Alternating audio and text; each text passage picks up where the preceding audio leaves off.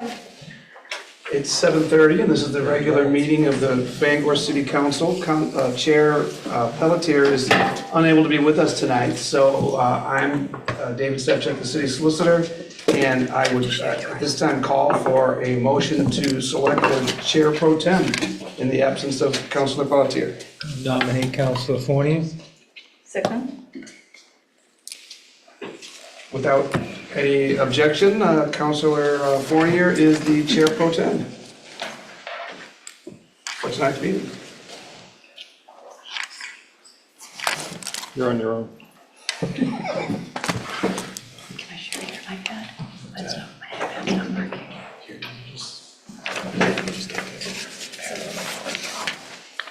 Good evening. Welcome, everyone. Very busy day.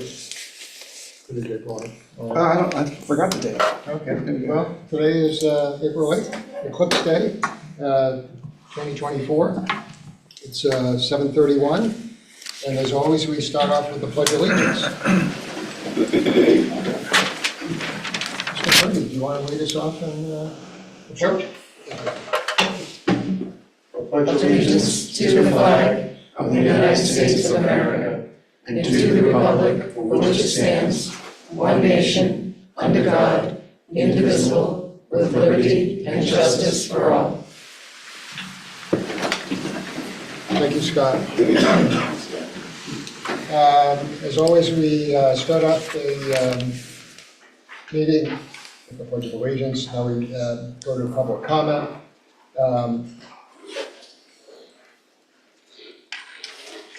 Meetings are available through YouTube. Here we go. I'm looking for my notes. This is a portion of the meeting set aside for comments from the public. If there's anyone in the audience wishing to speak on a subject other than what's on the regular agenda, they may do so by coming to the podium, giving their name and address or city of residence, and stating their message. If the subject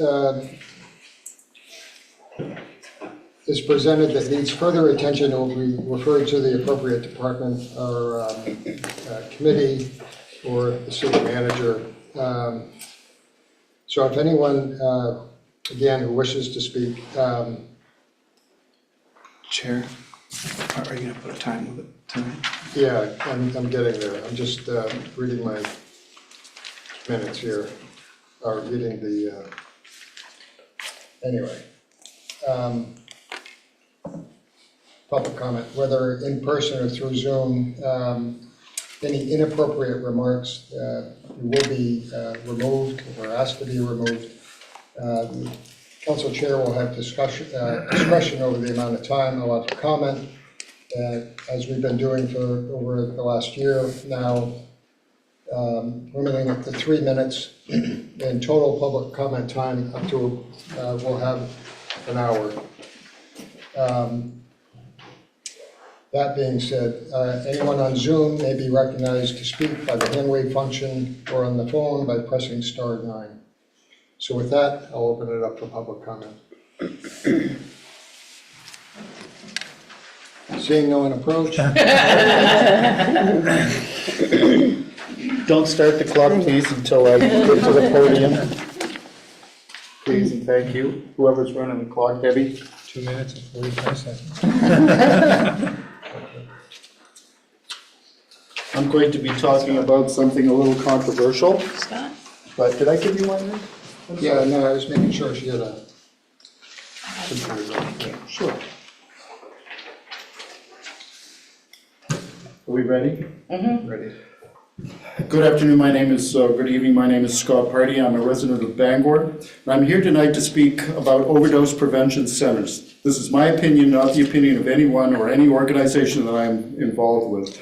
Overdose prevention centers are facilities where individuals can use drugs under the supervision of trained staff ready to intervene in the event of an overdose. These centers are not merely places for drug consumption. They are gateways to recovery, offering support, counseling, and referrals to healthcare and social services.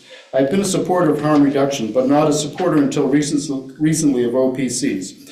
Our current system of harm reduction started as needle exchange program that evolved into the handing out of free needles and other drug paraphernalia also.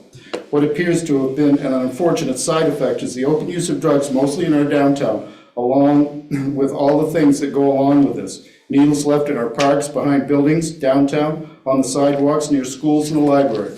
We have seen small businesses hurt by this. We have seen our police department no longer being able to arrest people for doing illegal substances. Fresh Start recently had an incident where I had to call a probation officer to rescue one of our members. I was told, and I quote, "We can no longer throw someone in jail for doing drugs." That call was to save this kid's life. With the current restraint, we need to address this critical and escalating crisis that affects our communities, our families, and our very fabric of society as quickly as possible. Having free needles and needle exchanges being placed where addicts gather, which is the common practice in much larger metropolitan areas, is not the solution. Addicts will continue to use drugs in our common areas, downtown, library, parks, etc. The evidence supporting the effectiveness of OPCs is compelling. Research from various parts of the world where these centers have been operational show a significant reduction in overdose deaths, a decrease in emergency medical services usage, and an overall improvement in our public health and safety. These centers act as critical touch points for marginalized populations, often reaching those who are the most at risk and least likely to seek traditional forms of help, with the added benefit of all being in one controlled area. Critics may argue that OPCs condone and encourage drug use, but the data tells a different story. Moreover, OPCs contribute to the safety and well-being of the broader community. They reduce the public visibility of drug use and the associated nuances, decrease the spread of infectious diseases through needle sharing, and relieve the burden of our emergency services, including the police department and our healthcare system. As we stand at this crossroads, implementing overdose prevention centers is not merely a policy decision, it is a moral imperative. It is about saving lives, reducing harm, restoring hope. It is about recognizing the inherent value of every individual and offering a hand up. In conclusion, let us unite in this cause and make a tangible difference in the lives of those who are most vulnerable, the lives of our children who might be able to go to the park again, the library, without fear, and the lives of businesses and patrons of those businesses downtown. The time to act is now. Thank you. Thank you, Scott. And thank you for having a handout. That's greatly appreciated. Stan McMillan, contractor, Bangor, Maine. I'm speaking tonight, showing you that the Bangor per capita income is $40,000 difference in Hamden. And I don't think the surrounding communities are picking up their fair share of the cost of drug prevention and anything else. So I think you're too benevolent to your surrounding communities. Bangor shouldn't pick up the tab for all the surrounding communities and have all the industrious people and people who earn a decent living move to Herman or Hamden or Levant. I mean, it's 30 years ago, this was just the opposite. Bangor had the highest per capita income, and all these other communities had lower. So they've achieved success. And Bangor has taken in Penquist Cap and Bangor Housing Authority, and you got people who don't work. You can call them unhomed or whatever you want to call them, but they don't earn a living so that they can't pay for houses, apartments. So they get, I think the average thing in Portland is $385 that somebody pays for subsidized housing.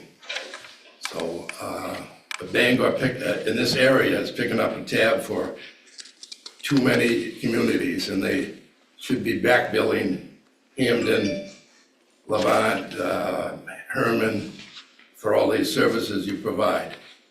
So I'd just be stricter with who you accept and back bill them. So, because you're going downhill and Hamden's going uphill.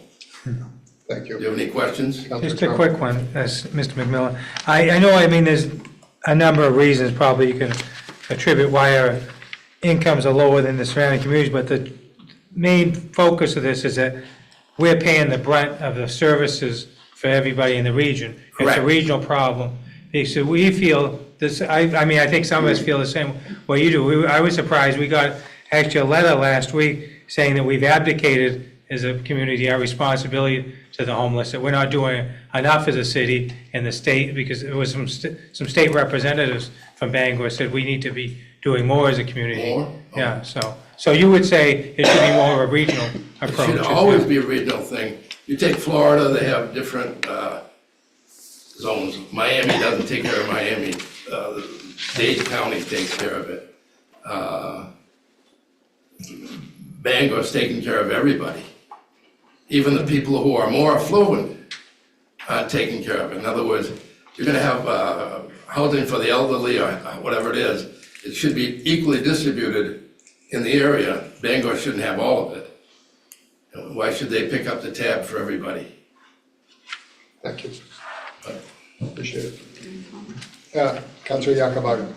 So when we met with our representatives and delegations here at one of the workshops, we talked about how to come up with a mechanism or a strategy for our neighboring municipalities to take on responsibility for their own individuals. So meaning they have GA money and they should spend it on their people, versus us, we are spending it on other individuals from other communities. So there was no clear answer as how to not force, but how to bring those municipalities to act like us, like the city of Bangor, and how to come up with a way to provide for their own citizens instead of Bangor being, taking on the load.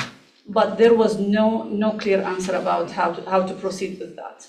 But they agreed that, Bangor does more, but there was no mechanism on the state level as to force those municipalities to take action. Thank you. And your representatives gotta defend you in the legislature in Augusta. They agreed, but even Senator Baldacci was there, and, there is no specific mechanism, basically.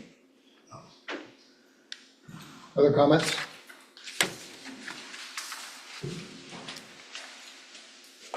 Hi, I'm Suzette Furrow. I'm a resident of Bangor. I just wanted to talk about the recent public bathroom discussion of neighborhood parks, the forums that were held. I feel that the residents of Bangor were not notified properly of these meetings. I think that everyone should have got a letter in the mail, because not everyone's on Facebook and not everyone checks the website for the city. So, and the public forums were held after the funds were already approved by the Parks and Recreation Committee and the City Council. It was done without the public's knowledge. The bathrooms are already being fabricated. The public forums were not consistent. Only one was recorded. The one recorded was the one conducted at the library. At the forum held at the Cohen School, 3 Recreation and Parks Committee board members sat together in the back of the room. They made public comments without identifying themselves as board members. They clapped for each other. They were in support of the public bathrooms, while the majority of the residents are not. I believe this is unethical and most likely against the bylaws of committee members to be expressing their opinions in a public forum. They're supposed to be there to listen to how the residents feel. At the library meeting, 2 board members were present, with one arriving after the Zoom calls were taken. The voice sounded very familiar, perhaps a board member, not sure. So these types of shenanigans appear to be underhanded and have a hidden agenda. Some committee members appear to have activist viewpoints and agendas against that the majority of the taxpayers do not share. We cannot be sure that proper notes were taken at these forums because we don't know if they were being recorded or who recorded them. The bathrooms do not belong in neighborhood parks. The need for these is based on a flawed survey. This has been tried before at the Hope House in Broad Street, $70,000. They only lasted 4 months. The city is going to have more restrooms, but maybe put them in the parking lot at the hospital or near the police station where they can be monitored 24 hours and well lit. I think we need to keep the children safe. These are neighborhood parks where kids play. I know there's the HIV increased cases, and I know that sometimes needles are placed in toilet paper, and I worry about bloodborne diseases being spread. And also the library, we heard people say they didn't feel safe bringing their kids to the library anymore, and also the Children's Museum. Thank you. Thank you. And I can tell you, Government Ops will be discussing this in May. We had talked about that earlier tonight at our meeting. So I would say keep your headlights on as far as the Government Ops meeting in May. And depending on the interest, we may end up doing it as a workshop, but we will, I believe, have you emailed?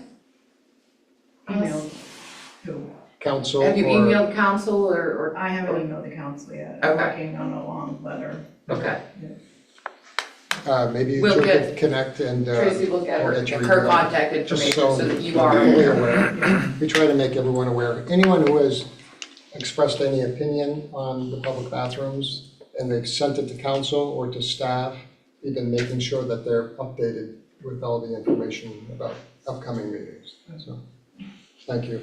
Any other comments? I see nobody on Zoom. We'll move on to the consent agenda. Minutes of Bangor City Council regular meeting of March 25th, 2024, Finance Committee meetings of March 11th, 2024, and March 18th, 2024, Government Operations Committee meeting of April 1st, 2024, and Infrastructure Committee meeting of March 18th, 2024. 24-114 order appointing Jennifer Gunderman King as local health officer in accordance with Maine Center for Disease Control and Prevention requirements. 24-115 order authorizing execution of extension to lease with the First Exchange Street property. 24-116 order authorizing city manager to accept a donation of 19 trees from Bangor Beautiful. 24-117 resolve ratifying staff action regarding 169 Thornton Road. Happy to accept the motion for the consent agenda. So moved. Second? We have a motion, we have a second. Questions, comments? Seeing none? Bear with me. Out of practice. This motion will have passage.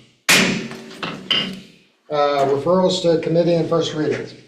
24-118 ordinance amending the code of the city of Bangor by updating the expiration process for short-term rental licenses and adding required details for short-term rental license applications. First reading and referral to planning board meeting on April 16th, 2024. 24-119 ordinance amending chapter 165 land development code district map to rezone a property located at 1017 Union Street from shopping and personal service district S&PS to government and institutional service district GNISD. First reading and referral to planning board meeting on April 16, 2024. 24-120 ordinance amending chapter 23 boards, committees, and commissions, section 23-3E of the Code of Ordinances to make the appeal process to the Board of Appeals more efficient. First reading. 24-107, oh, excuse me, that was the end of Charles. Is there a motion? So moved. We have a motion. Second? We have a second. There are no objections. Seeing none, these are referred. Unfinished business. 24-107 ordinance amending the code of the city of Bangor by reducing restrictions on setbacks and dimensional requirements for accessory dwelling units, ADUs, and clarifying the minimum structure size in accordance with LD 2003. Councilor Fish. Thank you, Madam Clerk. I move Council Ordinance 24-107. Second. This ordinance would update the city's code of ordinances to reduce restrictions on setbacks and heights for ADUs and to clarify the minimum size of ADUs in accordance with the language of the state law LD 2003. LD 2003 requires that there not be greater restrictions on setbacks or dimension controls for ADUs than there are for principal dwellings. Currently, the city's code, by not allowing an ADU in front of a principal dwelling, is in essence requires a greater front setback for ADUs. Additionally, code currently limits the height of detached ADUs to 25 feet, which is less than a maximum height of primary structures in all zones, Therefore, the proposed changes to the code remove these restrictions in order to comply with LD 2003. Additionally, LD 2003 states that the minimum structure size for ADUs is 190 square feet. This requirement is also proposed to be added to the city's code in order to provide clarity. All of these revisions support the city's council's 2023-2024 priority of housing. This item was reviewed and unanimously recommended for passage at the planning board meeting on April 2nd, 2024. Thank you, Councilor Fish. We have a motion, we have a second. Questions, comments? Councilor Trumbull. Just to be consistent, I'll be voting against this, as I voted against the original change in our ordinances to allow for these, because, not that we were going to allow for them, but to be aligned with state law. I mean, right now, I think what we've done is reasonable. This is going to allow ADUs almost anywhere on a property, in front of a house. Anyway, I think we've been consistent. I know we're going to have to do this, but I'm going to vote against it. Any other comments? This is an ordinance, roll call vote. Councilor Dean? Yes. Councilor Fish? Yes. Councilor Leonard? Yes. Councilor Trumbull? No. Councilor Yakabaga? Yes. Councilor Fornia? Yes. 5 yes, 1 no. Ordinance 24-107 has passage. 24-108 ordinance, amending Chapter 165, Land Development Code, District Map, to rezone a property located at 12 Carroll Street from Urban Residence District 1, URD 1, to Urban Residence District 2, URD 2. Councilor Dean. Thank you, Madam Clerk. I move passage of Council Ordinance 24-108. This ordinance would amend the Land Development Code District Map to rezone property at Map Lot 024-110, located at 12 Carroll Street, from Urban Residence District 1, URD-1, to Urban Residence District 2, URD-2. The total area requested to be changed is approximately 0.19 acres. The applicant of record is Francesco Pimenta, and the owner of record is James Stoneton.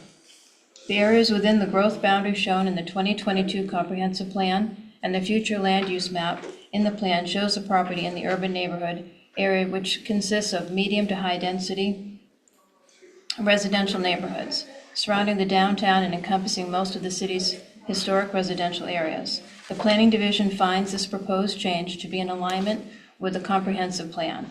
This item was reviewed and unanimously recommended for passage at the Planning Board meeting on April 2nd, 2024. Second. We have a motion, we have a second. Questions, comments? Councilor Trumbull. I'm in support of this. I just have a technical question for the planning officer.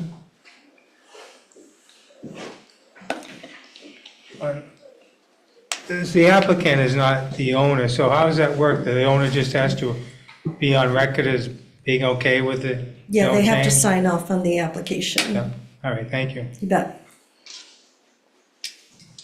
Any other questions, comments? Seeing none, this is an ordinance, roll call vote. Councilor Dean? Yes. Councilor Fish? Yes. Councilor Leonard? Yes. Councilor Trumbull? Yes. Councilor Yakabaga? Yes. Councilor Fornia? Yes. 6 yes, 0 no. Ordinance 24-108 has passage. 24-109 ordinance, amending Chapter 291, Vehicles and Traffic, to update vehicle weight limits to coordinate with Maine DOT weight limits. Councilor Trumbull. Thank you, Madam Clerk. Mr. Chairman, I would move for passage of ordinance 24-109. Second.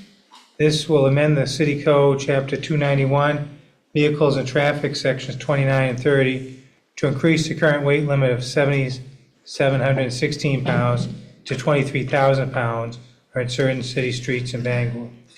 The Maine Department of Transportation is responsible for maintenance of roads across the state of Maine.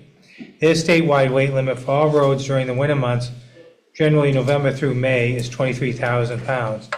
Setting the city of Bangor weight limit at 23,000 pounds allows businesses to manage their supply chain with more consistency, as weight limits will not change at the town line. This change will place no additional risk on city streets, as we've been inadvertently advertising and enforcing a 23,000 pound weight limit for decades. This was reviewed and recommended for passage at the Infrastructure Committee meeting on March 18th. Thank you, Councilor Tremble. We have a motion, we have a second. Questions, comments? Seeing none, another roll call vote. Councilor Dean? Yes. Councilor Fish? Yes. Councilor Leonard? Yes. Councilor Tremble? Yes. Councilor Yakabaga? Yes. Councilor Fournier? Yes. 6 yes, 0 no. Ordinance 24-109 has passage. 24-110, resolve appropriating an amount not to exceed $6,500,000 from the airport unappropriated fund balance to fund construction of a passenger parking lot. Councilor Trumbull. Thank you, Madam Clerk. Mr. Chairman, I move passage of Resolve 24-110. Second. This will appropriate up to $6,500,000 from the airport unappropriated fund balance account to fund the construction of a new passenger parking lot located adjacent to Godfrey Boulevard. Passenger traffic numbers have increased more than 30% in the last 5 years at VIA. During the months of November through May, Bangor has experienced significant issues with passenger vehicle overflow in the current designated airport parking lots. For the past 2 years, the shuttle lot, which is utilized for peak season passenger vehicle overflow, has gone beyond its capacity, forcing the airport to find additional lot space that is not designated, designed, nor maintained for the purpose of housing vehicles. The newly constructed parking lot would increase parking capacity by 826 parking spaces. This was reviewed and recommended for passage by the Business and Economic Development Committee at the March 18th meeting. Thank you, Councilor Tremble. We have a motion, we have a second. Any questions, comments? Seeing none, Resolve 24-011 has passage. New business. 24-121, order authorizing the city manager to accept a release deed from PS Bangor LLC for parcel R69-002-B. Councilor Yakabaga. Thank you, Madam Clerk. I move the passage of Order 24-121. Second. Thank you. This order would authorize the city manager to accept an offered release deed from PS Bangor LLC to transfer the parcel identified as R69-002-B to the city. The parcel is a 4.3-acre lot adjacent to the parking lot of Lowe's. There is a retaining wall and retention pond on the property that require maintenance.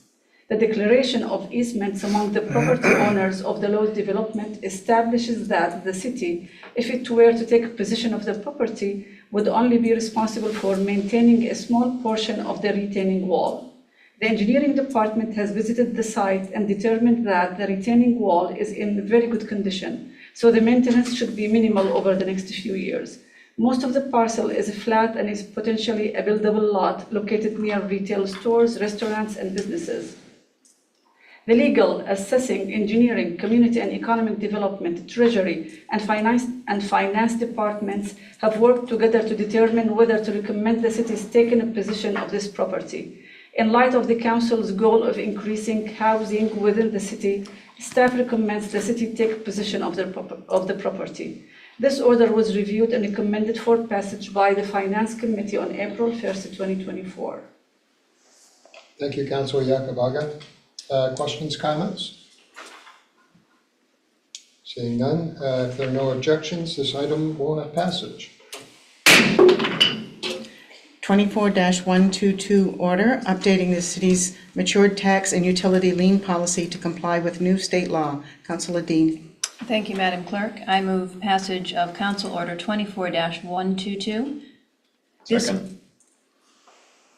This order will update the matured tax and utility lien policy so that it complies with the new requirements of the state statute 36 MRS Section 943-C. The state legislature recently passed a new law creating rights for former owners of tax-acquired land. A new law requires 90-day notice to former owners if the city plans to sell a tax-acquired property, and provides the former owners must submit a written demand within 90 days of the notification in order to require the city to follow a certain sales procedure outlined in the statute. If the former owner submits the written demand within the 90 days, the city must list the property for sale with a licensed real estate broker and sell the property at the highest price at which it is able to sell. The proceeds of the sale in excess of taxes and costs specified in the statute are required to go back to the former owner. If the former owner does not submit the written demand within 90 days, or if the process is followed and the property cannot be sold, then the city may sell the property by any method, but any excess sale proceeds must be sent to the former landowner. The revised policy is updated so the city's method of selling tax-acquired properties complies with the requirements of the new state law. This item was reviewed and recommended for passage by the Finance Committee on April 1st, 2024. Thank you, Councilor Dean. We have a motion, we have a second. Questions, comments? Seeing none, if there's no objections, order 24-122 has passage. 24-123 order authorizing the execution of a consent to sublease the parking area adjacent to ground round. Councilor Fish. Councilor Trumbull. Mr. Chairman, it's previously been determined that I have a conflict on this item. Thank you. Thank you, Madam Clerk. I move for passage of Order 24-123. Second. This order would authorize city manager to consent to the sublease of the parking area located at R17-013-C. The city owns the parcel at this location and is currently leasing it to the Bangor Ground Round, the Audlin Road LLC, which has used it as a parking lot for its restaurant located at the adjacent parcel. The Ground Round is leasing its restaurant building to a new tenant, and the sublease would similarly allow the new tenant to utilize the parking lot for its restaurant on the adjacent parcel. The term of the sublease of the parcel will be for 3 years under the same terms as the original lease, and Ground Round will remain responsible for the rent payments to the city. The order was reviewed and recommended for passage by the Business and Economic Development Committee on April 1st, 2024. Thank you, Councilor Fish. Questions, comments? Seeing none, if there are no objections, order 24-123 will have passage. I see 8:02 is our time.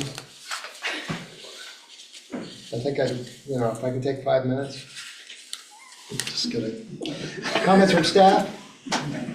Nothing? We're good. Councilor Dean. Just want to thank everyone for coming out tonight. We have a small crowd, but I appreciate you all being here. Hope everyone had a chance to view the eclipse. It's pretty exciting for Maine, I think, to have so many people here enjoying the beauty of nature. And good night, everyone. Councilor Fish. Good night, everyone. Councilor Leonard. Thank you for coming out, everybody. Have a good night. Councilor Yakubaga. I just have one comment about some of the statements that constituents, when they speak to us, use. I would like to just ask that we avoid using language that is stigmatizing of certain groups in the community. Like using words like addicts, there are better ways of referring to this group, people with substance use disorder. I would like to reiterate this over and over again. And it was hard today to keep my cat away from the window. He was looking at the sun all day, so I had to lock him up. He was not happy, but it was a good day for us to just, watch the eclipse and have some change, having the sun out there today. So have a good night. Councilor Trumbull. Good night. I will say good night as well, and we are adjourned.